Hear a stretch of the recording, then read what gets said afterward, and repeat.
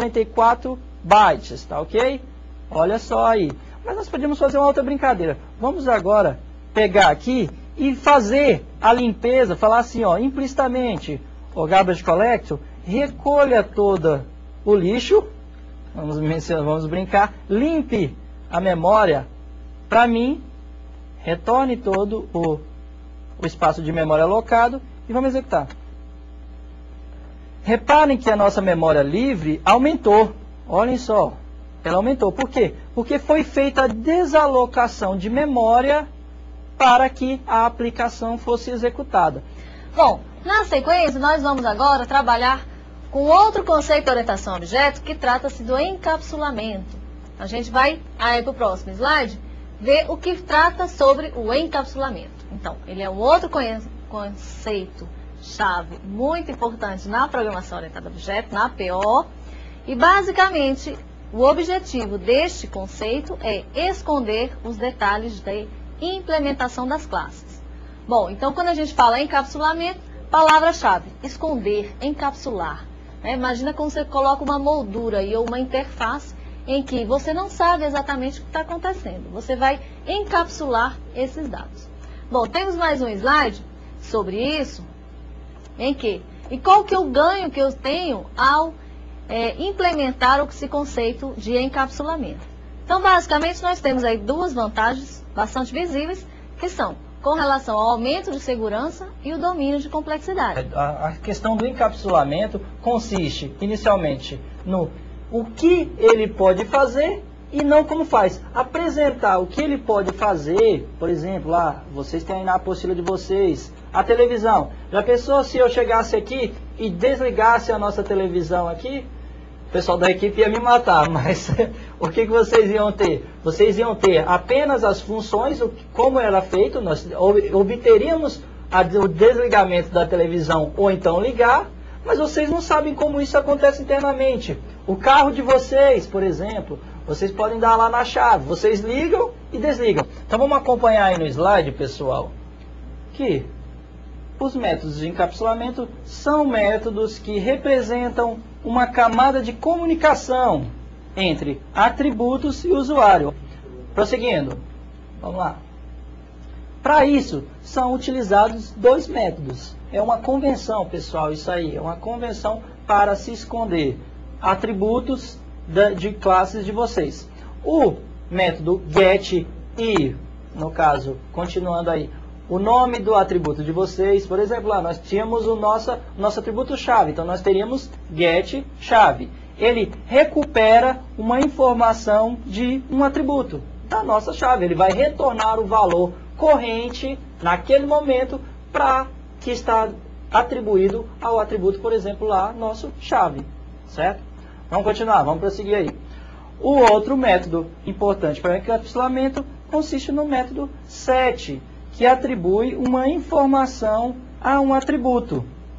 Percebam que para nós atribuirmos algum valor ao nosso atributo, é necessário que nós recebamos ele como parâmetro. Então nós vamos ter uma lista de parâmetros associado ao nosso método set, tá ok? Vamos lá, vamos prosseguir, pessoal.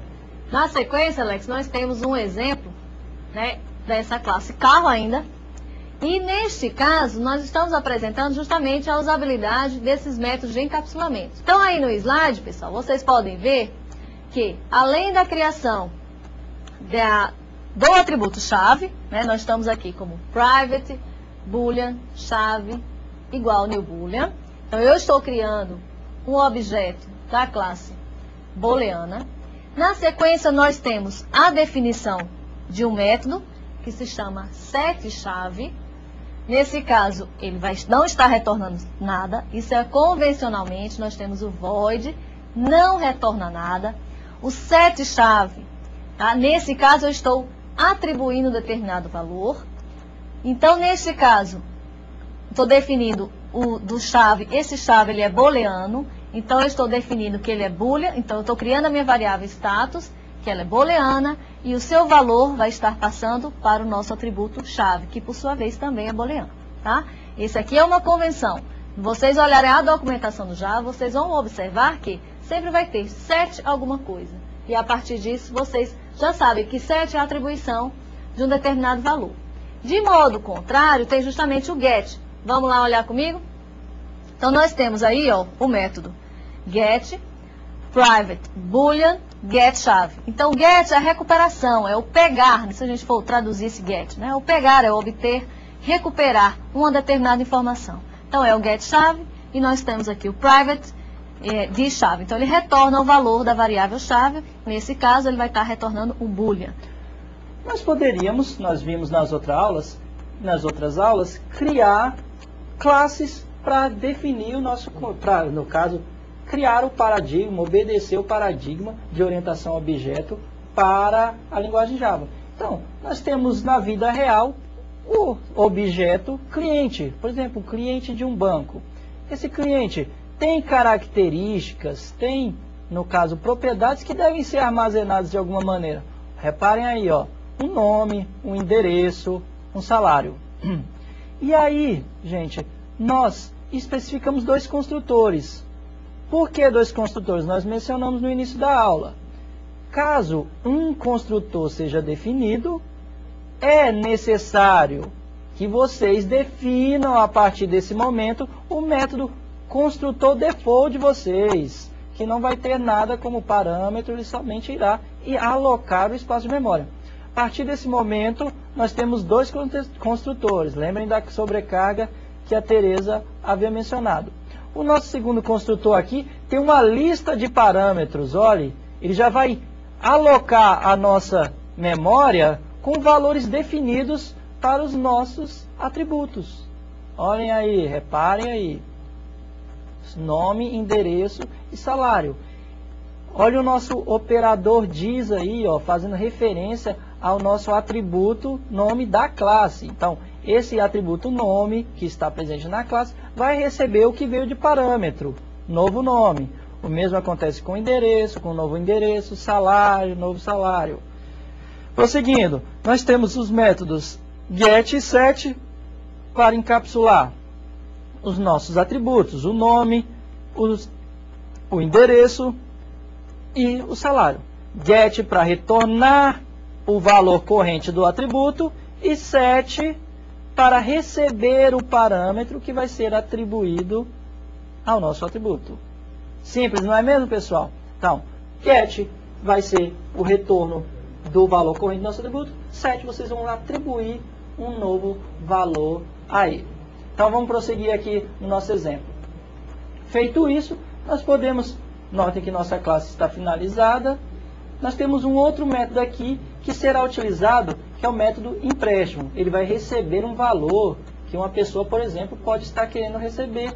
E nós vamos analisar a proposta, verificar se ele tem condições de receber. Então, para isso, nós temos uma aplicação chamada Dados Banco, que vai fazer a utilização da nossa classe cliente. Olhe, nós estamos instanciando um objeto chamado novo, criando um objeto novo, com o seu construtor default, sem nenhum parâmetro.